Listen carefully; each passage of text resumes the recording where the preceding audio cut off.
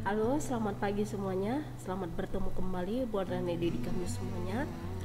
Pada pagi hari ini kembali kita belajar sejarah bersama saya Ibu Erni. Pada pertemuan kali ini kita akan masih tetap membahas mengenai Hindu Buddha di Indonesia. Tapi untuk pertemuan kali ini mengenai pengaruh budaya Hindu Buddha terhadap masyarakat Indonesia. Nah, anak didik kami beberapa minggu lalu kalian sudah mempelajari bagaimana latar belakang kedatangan munculnya agama Hindu Buddha, kemudian bagaimana perbedaan antara kerajaan Hindu Buddha dari segi kerajaan maritimnya. Nah, pada pagi hari ini kita akan bahas bagaimana pengaruh yang diberikan oleh agama Hindu Buddha terhadap masyarakat Indonesia.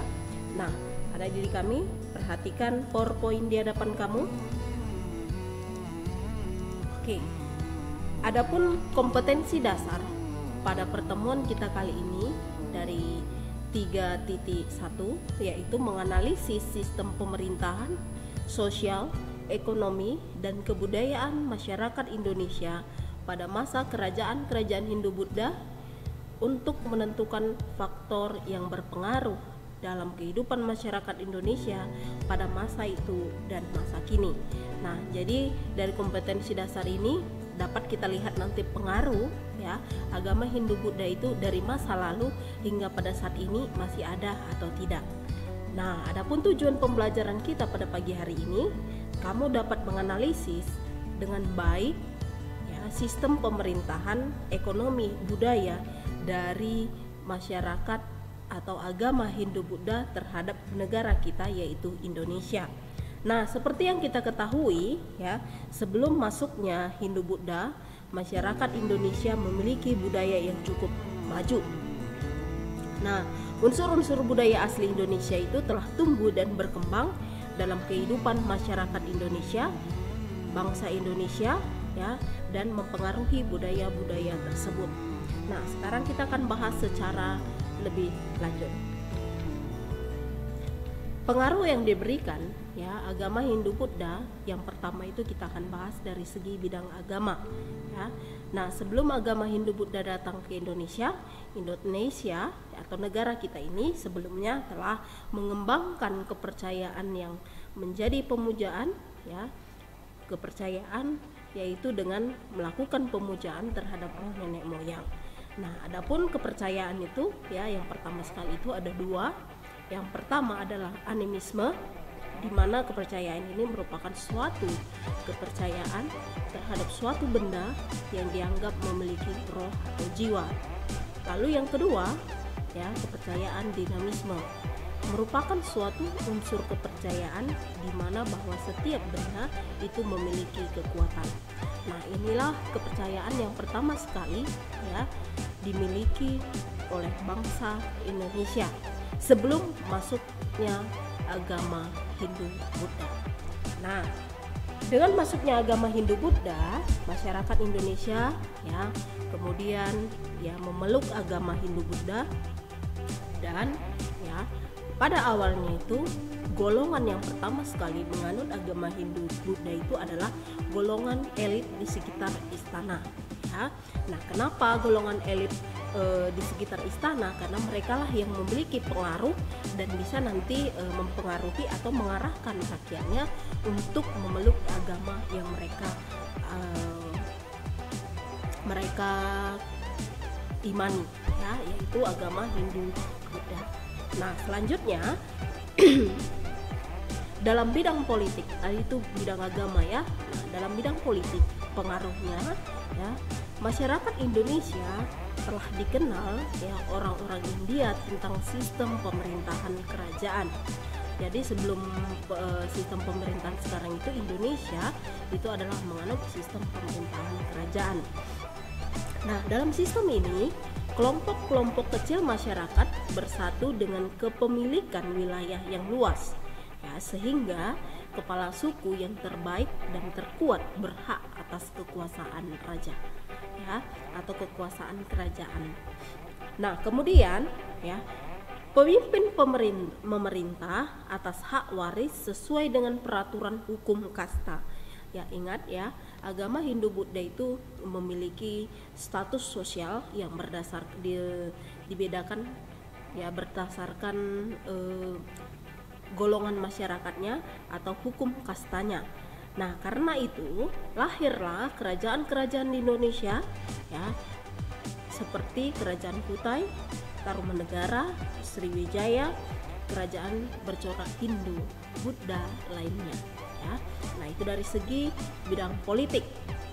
Nah, kalau dari segi sosial kehidupan masyarakatnya ya, Hindu Buddha yang menjadikan masyarakat Indonesia mengenal aturan kasta ya. Nah, sekarang coba perhatikan adik kami. Ini adalah ya diagram kasta yang berlaku dalam masyarakat Hindu Buddha, di mana terbagi atas 4. Yang pertama kasta Brahmana. Kasta Brahmana itu terdiri atas raja dan bangsawan ya, ini adalah penguasa. Lalu kesatria, yaitu para ulama, priai dan punggawa ya. Lalu yang ketiga kasta Waisa ya, itu adalah pegawai-pegawai ya, seperti kalau sekarang itu seperti pegawai pemerintahan ya. Lalu kalau dia kasta Sudra itu kelas ya paling bawah atau disebut sebagai pedagang, buruh, petani dan pekerja kasar. Nah, inilah kasta yang berlaku pada masyarakat Hindu Buddha ya, sebelum mempengaruhi masyarakat Indonesia ya. Nah, selanjutnya sistem kasta yang berlaku di Indonesia itu berbeda dengan kasta yang ada di India ya, baik dari ciri-cirinya maupun wujudnya. Hal ini tampak pada kehidupan masyarakat ya dan agama di Kerajaan Kutai. Berdasarkan silsilahnya, Raja Kundungga adalah orang Indonesia yang pertama sekali tersentuh atau terpengaruh oleh budaya India ya. Nah, penyerapan budaya baru mulai tampak pada saat Aswawarman atau anak Kundungga diangkat menjadi raja yang disetujui ya.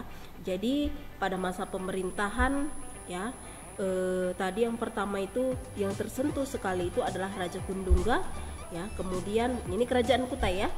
Kemudian penyerapan budaya itu atau budaya itu mulai masuk atau berpengaruh itu pada saat Raja Aswawarman memerintah Kerajaan Kutai ya, atau yang disebut sebagai anak Kundungga ya.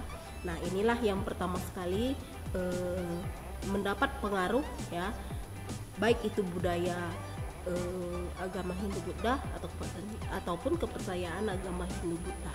Oke. Nah, selanjutnya dalam bidang sastra dan bahasa, pengaruh Hindu Buddha pada bahasa yang dikenal dengan atau digunakan dengan bahasa Sanskerta dan huruf Pallawa ya. Jadi dari segi bidang sastra dan bahasa ya, agama Hindu Buddha itu atau budaya Hindu Buddha itu mempengaruhi masyarakat Indonesia, yaitu dengan menggunakan bahasa sastra Sanskerta dan huruf Pallawa ya. Dalam bidang arsitektur ya, di mana ya salah satu arsitektur yang paling atau dapat kita lihat atau nyata itu pada zaman Megalitikum, yaitu adanya punden berunda ya, punden berunda-unda. Oke. Nah, arsitektur tersebut berpadu dengan budaya India yang mengilhami pembuatan candi ya. Jika kita perhatikan ya, Candi Borobudur sebenarnya mengambil bentuk bangunan punden berunda dari agama Buddha Mahayana. Nah, inilah pengaruh ya kebudayaan Hindu Buddha ya dari segi bidang arsitektur. Nah, begitu pula ya dengan candi-candi di Indonesia ya. Candi bukan tempat untuk memuja dewa-dewa seperti di India. Kalau di India itu candi itu digunakan sebagai tempat pemujaan dewa ya. Sedangkan kalau di Indonesia ya, candi itu tidak digunakan sebagai tempat pemujaan dewa, tetapi ya lebih sebagai tempat pertemuan rakyat dengan nenek moyangnya ya. Jadi bukan kalau di Indonesia itu candi itu tidak digunakan sebagai tempat memuja roh nenek moyang, tetapi lebih ke tempat pertemuan rakyat dengan para nenek moyangnya. Oke, nah itulah dari segi bidang arsitektur. Nah, inilah anak didik kami pengaruh-pengaruh yang diberikan ya kebudayaan agama Hindu Buddha terhadap masyarakat Indonesia ya.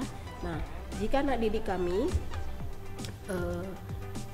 ada yang kurang paham, boleh anak didik kami nanti pertanyakan ya, atau buat di Google Classroom mana bagian yang kamu kurang paham supaya kembali ibu berikan penjelasannya. Oke, terima kasih, sampai jumpa dan salam sehat buat kita semuanya. Bye.